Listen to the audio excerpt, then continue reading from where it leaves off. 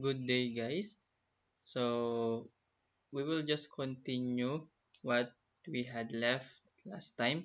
So, i-resolve na lang ulit natin itong voltage divider bias BJT circuit. Okay. So, as as you recall, diba, to draw this one, to solve for IB, okay? So, we have to get the VTH and RTH, diba? So, ito yung magiging RTH natin and this will be our VTH. Okay? Of course, grounded. And then, ito yung BJT natin. And then, meron tayong 1.5 kilo ohms dyan. That is 1.5 kilo ohms. And then, meron tayong 8 kilo ohms doon. So, 8 kilo ohms. And then, we have 25 volts VCC. 25 volts VCC. So to solve for this one, so as you can see, this is our R1, di ba? So, paano magsulat dito? Paano mag-draw lang tayo?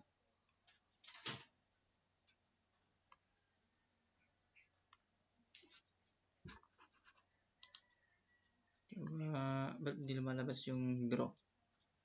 Wait lang ha.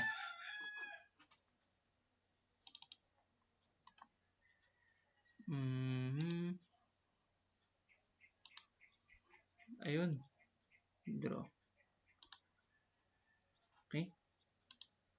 Ayan. So, di ba ito yung R1? And then, ito yung R2. So, yung ano natin, yung parallel combination ng R1 and R2, so that will be our R prime. Okay? So, R prime is equal to 60 kilo ohms in parallel with 8.2 kilo ohms, giving us, so R prime natin, so solve ko lang, so 60k times 8.2k divided by 68.2 kilo ohms. So we have 7.21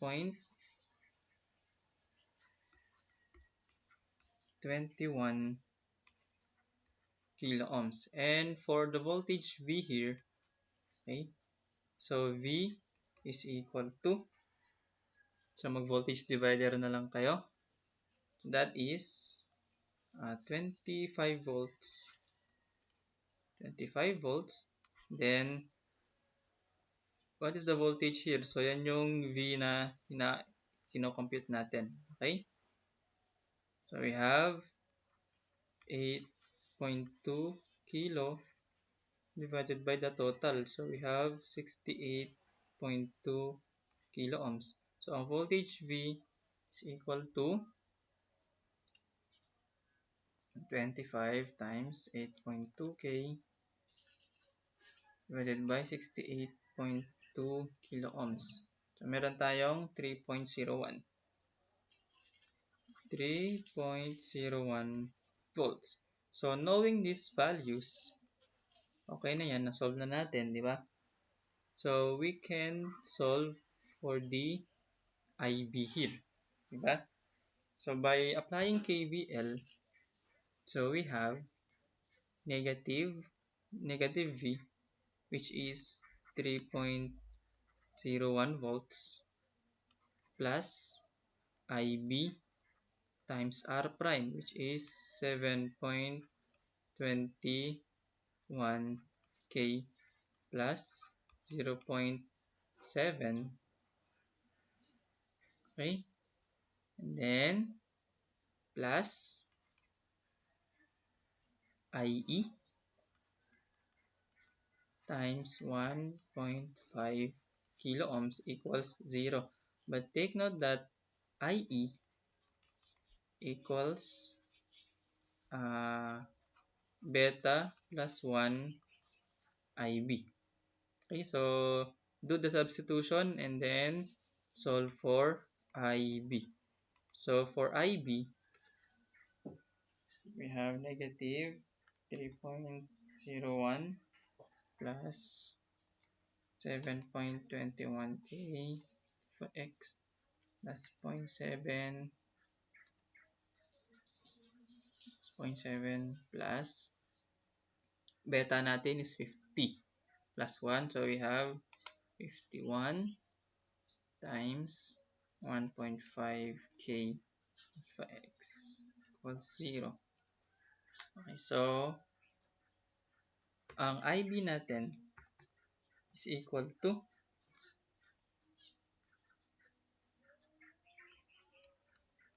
27.6 microamperes. Okay? Check lang natin kung tama yung in-input natin. Baka magkamali tayo. 0.7. Tama.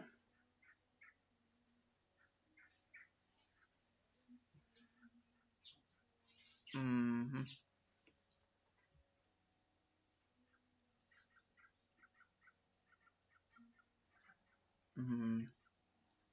Kamali ba ako? Wait lang ha.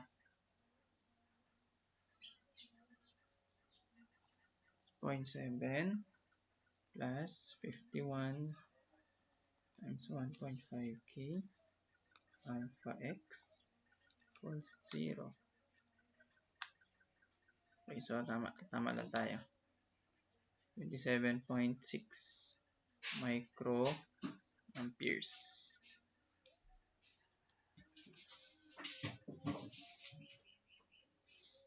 Okay, so knowing IB, so IE now is equal to IE is equal to 27.6 microamperes times 51. So we have 1.41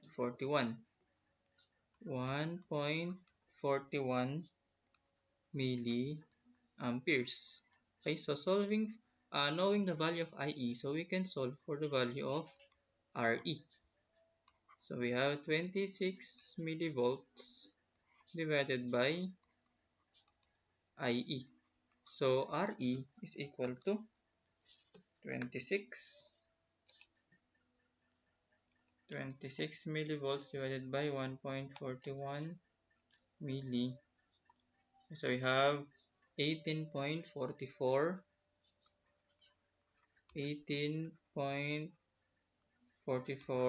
ohms. So that is the value of IE. Now, to solve for ZI, ZO, and AV, so we have to rewrite, or we have to convert this circuit into its equivalent AC circuit. So the equivalent AC circuit for this voltage divider is this one. Okay? So kung ito-drawing natin yan, so since nakuha naman na natin to, okay? Since ito yung R prime, yung nasolve na natin na R prime, okay? Then, so kung drawing natin siya, so this is R prime. Okay, so this is ground, okay? Yan yung ground natin. Then, this is our dependent current source, which is the beta IB. Okay, and then this is beta RE, and this is our R1 and R2 parallel combination, so which is R prime. So this is VI, tapos ZI is seen at this side, and then this is the base ng ating transistor, And then ito yung emitter natin. Diba? Which is common for both. So, emitter cross emitter. Then, since walang sinabing value ng RO, so infinite siya. Okay? So, pwede natin tanggalin sa ating circuit. And then, this is our RC. Then, RC. And then, of course, this is our VO. So, guys, take note of the sign natin na for VI, this is positive, negative. And then, for VO, okay, this is positive, negative. Okay? And current here is our beta IB. And then, the current flowing here is our IB. Okay. Now, converting the circuit into its AC equivalent. Okay. So to find for what is asked on the given problem? Okay, Zi, Zo, and voltage gain. So to solve for Zi, okay.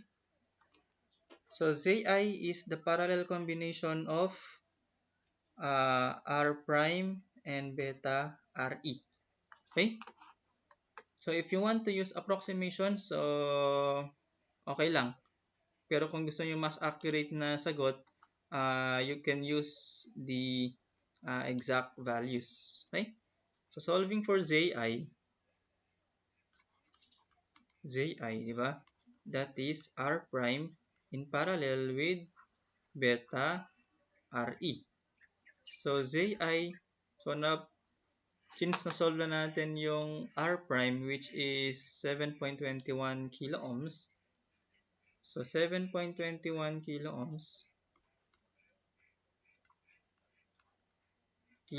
in parallel with beta Re. Anong beta natin kanina? We have 50. Ang Re natin is 18.44. Okay? So, check for beta. Okay. Ayan, 50. So, solving for Zi, okay?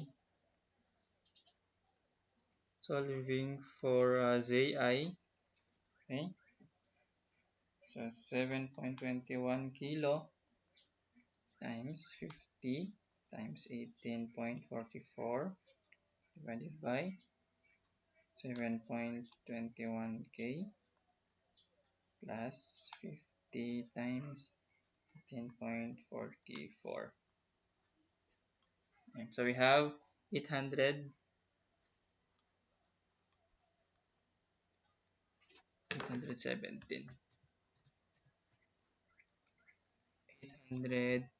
817.46 ohms. Okay?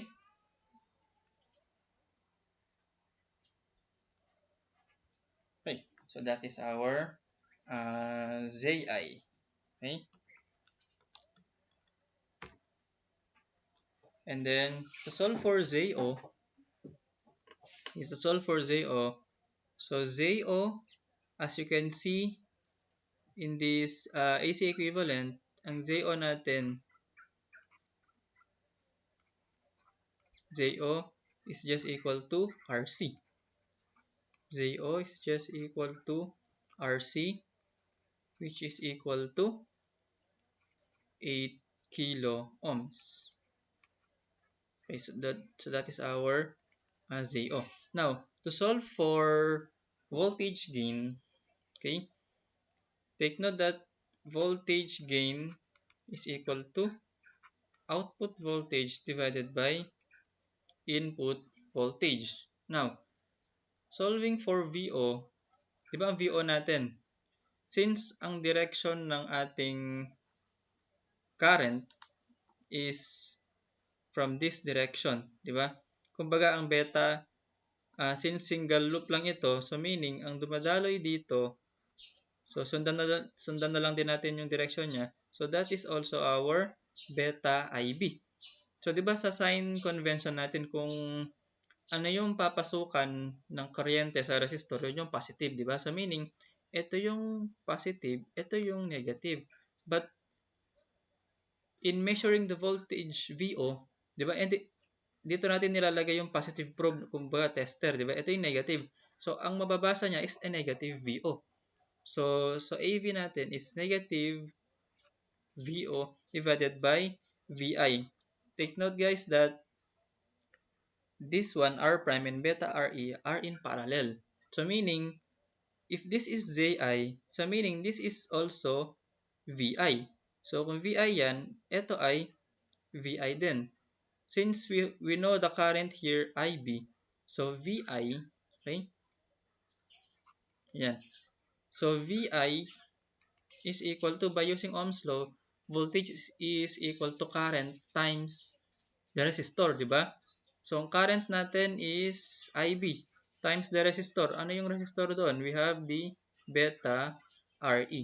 And for VO, equal, since ito ay beta IB na dumadaloy sa RC, so VO is equal to beta IB times RC. And then substituting it to these values, this variable, I should say, so AV is equal to negative. Anong VO natin? Beta IB RC divided by, anong VI natin? Beta IB RE. So, canceling common factors. So, ang AV natin is negative RC over RE. Okay? So, paki-correct na lang ako last time kasi mali ako. So, solving for AV, so it will give us, anong RC natin? 8 kilo ohms. 8K divided by RE natin is 18.44. So, ang AV natin is equal to 8K divided by 18.44. Okay. So, ang voltage gain natin, so may negative dapat dyan. So, negative 433.84. So, that is our voltage gain. Okay?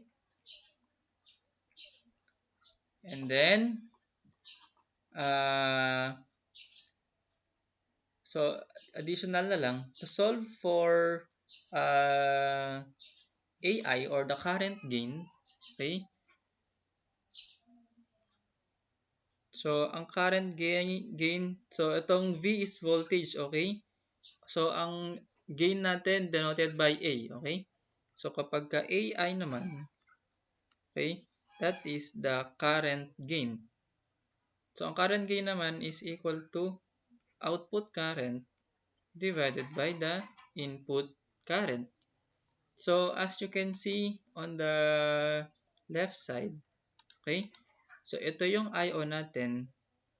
Ito yung IO natin, okay? Papasok doon, papunta dito, okay? And then we have AI is papasok din dyan. Pero mahirap kasing i-approximate ang value nitong IO, lalo na this forms part of the circuit lang, di ba? Mali mo may mga circuit pa dito. Okay, mali mo may input current din dyan. Okay, maliban sa input current na nag-generate nitong circuit natin. Okay? So, remember Ohm's law. Okay?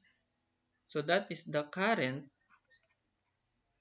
is equal to voltage divided by the resistance. Since AC analysis to, okay? So, ang resistance is denoted by impedance. So, V divided by impedance Z. So, lagyan na lang natin ng mga subscript whether it is an output or input.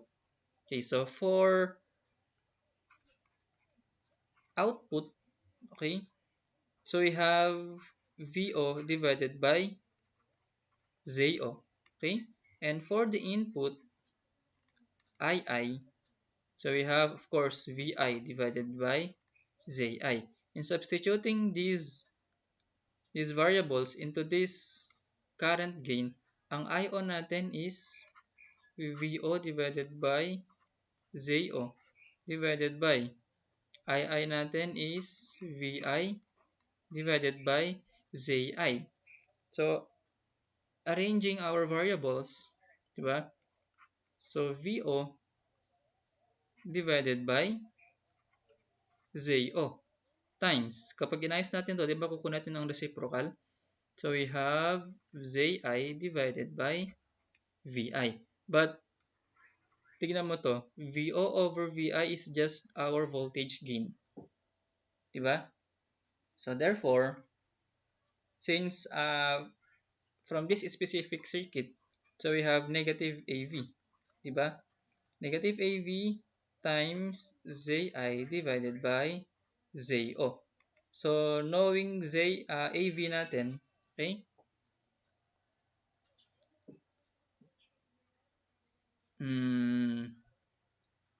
Mas okay sana kung ano, mas okay kung yun na lang isali yung negative. Okay? Since may include naman siya mamaya. Okay? So, tanggalin lang muna natin. Okay. General pala yan eh. Basta ang gain is VO over VI. Okay. Now, from this specific circuit, we have negative. Diba? And ZI is equal to, anong ZI natin? Itong 817. And then, ang ZO is 8 kilo ohms. So, we can solve for the current gain. Diba? Ang AV natin is negative 433.84 times. Ang ZI natin is 817.46 divided by. So we have ZO is 8 kilo ohms. And then solving it, so ang AI natin is equal to, so ang AI natin is equal to, so negative 433.84 times 817.46 divided by 8K. Okay, so our current gain is equal to negative 44.33. Okay, so, dinagdag ko lang. Okay? And then, for the letter D, okay, so repeat A and B. If A, B, and C, if 20 microfarad is removed. Okay. So, kapag na-remove yan, okay guys, since dito sa A to C, diba, during the AC analysis, okay, during the AC analysis kasi, diba, shorted to. Kung ito ay shorted during AC analysis, so meaning, lahat ng current IE, current dito is hindi na dadaan dito, kundi dadaan na dito papuntang ground. Kaya, ang equivalent circuit niyan is ito. Since diretsong ground, diba? So, ang equivalent circuit niya ay ganito. So, walang RE na nadagdag dito. So, saan yung cursor ko? Ito. So, walang RE na nadagdag dito kasi shorted yung ating capacitor. Okay. Now, since ang tanong for letter D is if 20 microfarad is removed, so meaning wala daw to sa circuit natin. Okay? So, wala daw yan. So, during AC analysis, okay, meron at meron pa rin si 1.5 kilo ohms doon. So, may bearing na siya. Okay? So, to solve for ZI, magbabago na rin. And to solve for ZO, tignan natin kung may pagbabago ba na mangyayari. And of course, AV may magbabago din. Okay. So kung i-rewrite natin to, of course, ang RE natin hindi ang RE natin ay hindi siya mawawala pati yung R prime. Okay? So kung i-rewrite natin to, ilipat lang natin.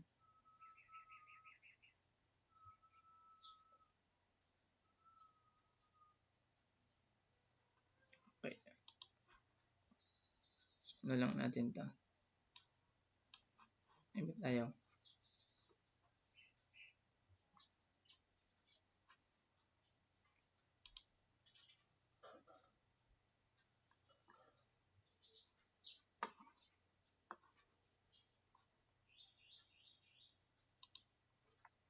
Okay. So,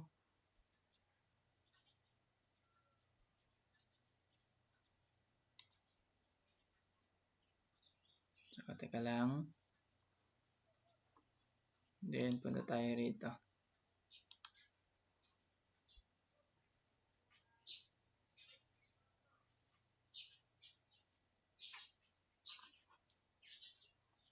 Okay. So, dito tayo.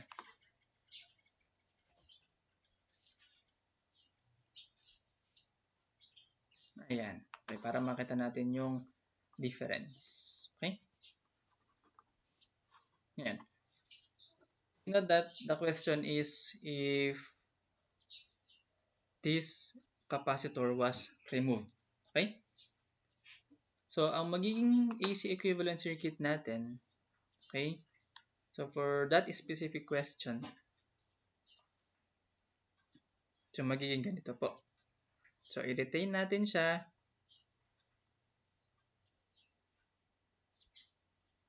So, ito yung ayan.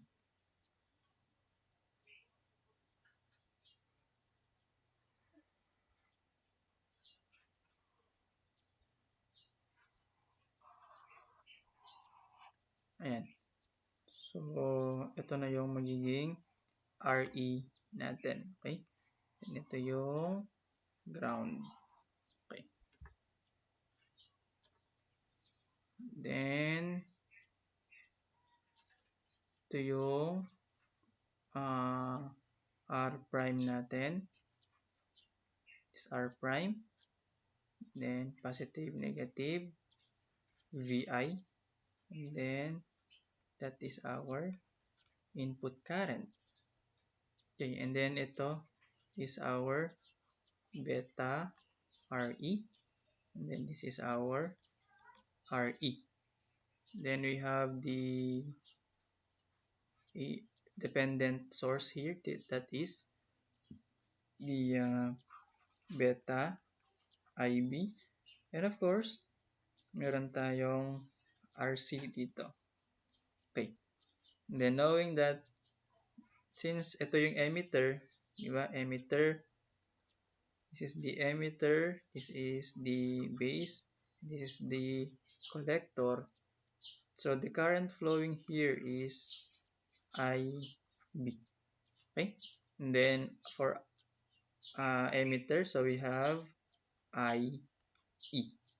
Okay. So to solve for Zi, of course, ang VO natin is ganun pa rin, di ba? This is our VO, that is positive, and this is negative. And this is our IO. And then that is our ZO also. It's seen looking at this side. What is ZO here? And what will be the ZI here? So, definitely, ang ZO natin, hindi siya magbabago. Okay? Ang ZO is the same as RC, which is RC natin is 8 kilo ohms. Okay. But for ZO, but for ZI, I should say, magbabago na po siya. Okay? So, using Ohm's law again, since AC tayo, that is VI, di ba sabi natin, since VI yan, so meaning, ito ay VI din. So, ito is VI din, papuntang ground. So, VI din yan, di ba? Papuntang ground. Kasi parallel combination siya, di ba? So, ang VI is equal to current times the impedance. Times the impedance here. Okay? So, since nasa base to, okay? So, we can denote this as ZB. So, Z looking at the base of the transistor. So, now, so meaning that is our ZB. Okay. So, since VI is equal to I times ZB, so ang VI natin, okay,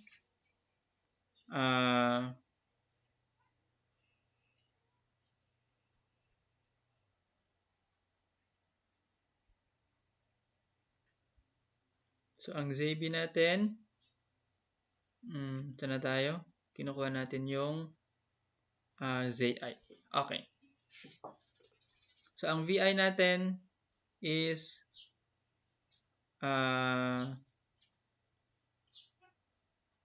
IB, okay? IB times beta RE, okay? Plus, di ba yung current dito, di ba? And then dito naman, plus IE times RE. So, that is VI. So, the voltage drop here, okay? And then may voltage drop din dyan. So, yan yung total, okay, ng VI natin. But IE is equal to beta plus 1 IB. Diba? But then, ginagawa kasi nila is ina-approximate nila. That is beta plus 1 is approximately equal to beta lang. Diba? So, rewriting this one, so IB times beta RE plus, okay, beta IB plus, beta IB times RE. So, that is our VI. Diba? And then, common factor is, okay, common factor is IB. So, factoring out the IB, so IB, so equal to, VI equals IB times beta RE plus beta RE na malaki. Okay? So, since with this law, di ba? So, ZB is equal to VI times the current. So, kapag i-divide natin both sides by IB, so that is our impedance.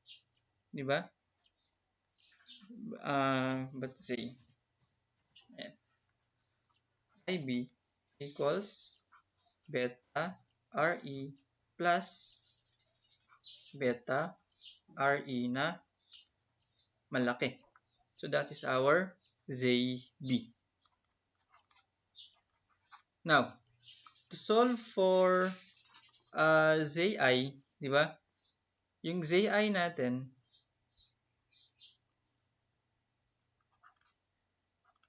ang ZI natin is equal to the R prime, di ba?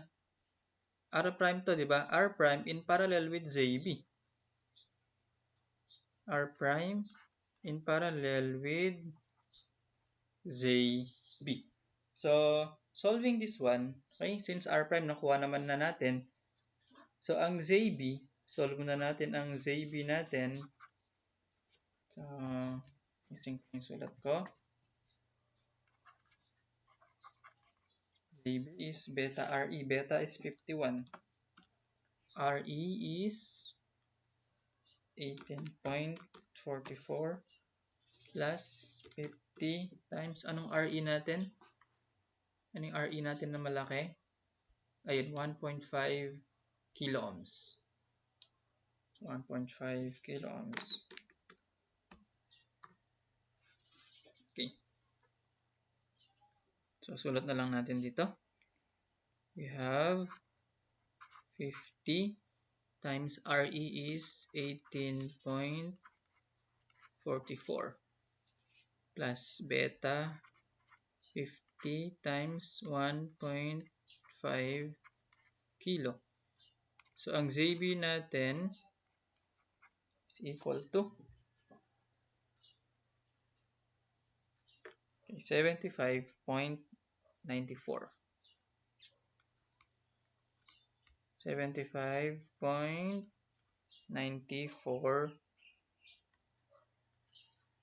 kilo ohms. And then solving for Zi. So we can solve for Zi. Solving for Zi.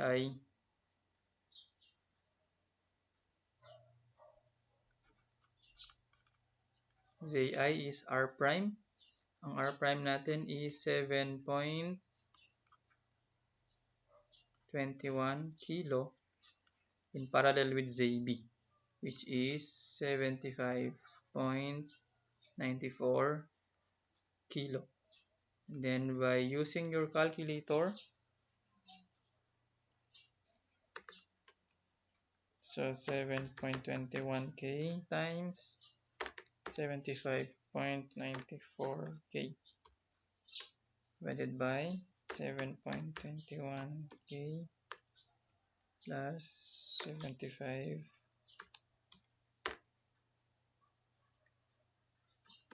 Okay. And then, ang ZI natin ay approximately equal to 658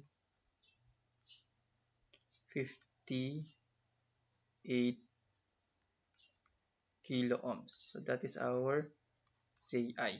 Okay. So, nasolve na natin nakuha na natin si ZI, ZO, and then lastly, we have the voltage gain. Okay, AV. Now, voltage gain is different. Solving for its voltage gain is different from the first solution na ginawa natin. Kasi dun sa first solution, hindi na-include ito eh. Okay, kasi na-bypass siya. Okay, ngayon naman, since unbypass siya, so i-consider natin siya sa ating pag-solve. Okay. So, AV, yan.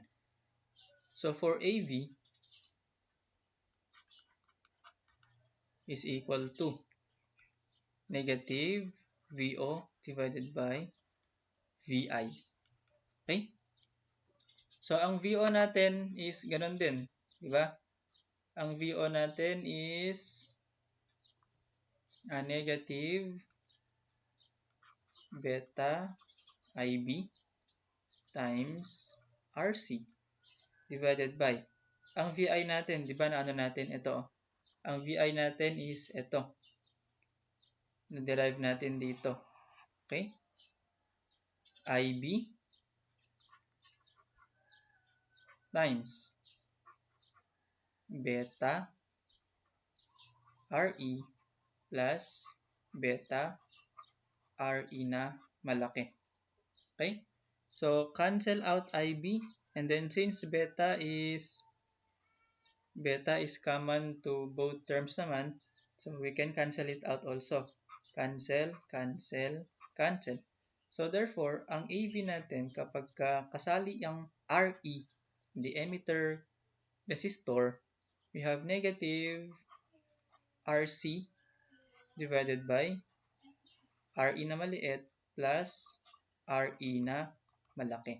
And then solving it, so we have 8 kilo divided by ano yung RE natin na maliit?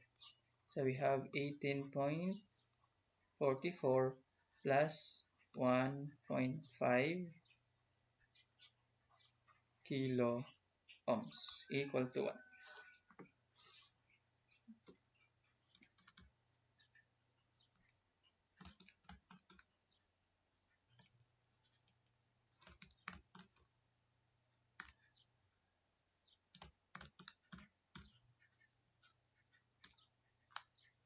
Okay. So we have negative 5